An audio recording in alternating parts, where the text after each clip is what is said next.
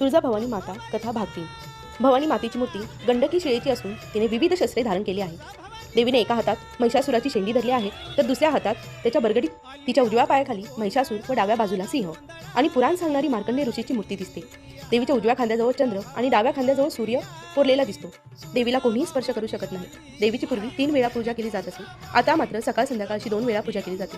गाभाऱ्याच्या उत्तरेस शयनगृह असून त्यात मातेसाठी एक चांदीचा पलंग ठेवला आहे आणि तसेच दक्षिणेला देवीचे न्हाणीघर आहे.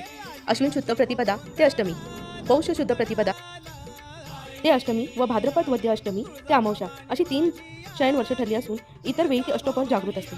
असे इतर कुठल्याही मंदिरामध्ये आढळत नाही. तुळजाभवानी दसरा महोत्सवमध्ये देवीच्या आकर्षक अलंकाराने पूजा मांडण्यात येते. भारतात एक मूर्ती जी ती कालांतरित आहे. ती वर्षातून 3 वेळा निद्रा घेते, 2 वेळा चांदीच्या पलंगावर व 1 वेळा नगरवरून येणाऱ्या पलंगावर निद्रा घेते. तुळजाभवानी देवीच्या उपासनेत शारदीय नवरात्राला अनन्यसाधारण महत्त्व आहे.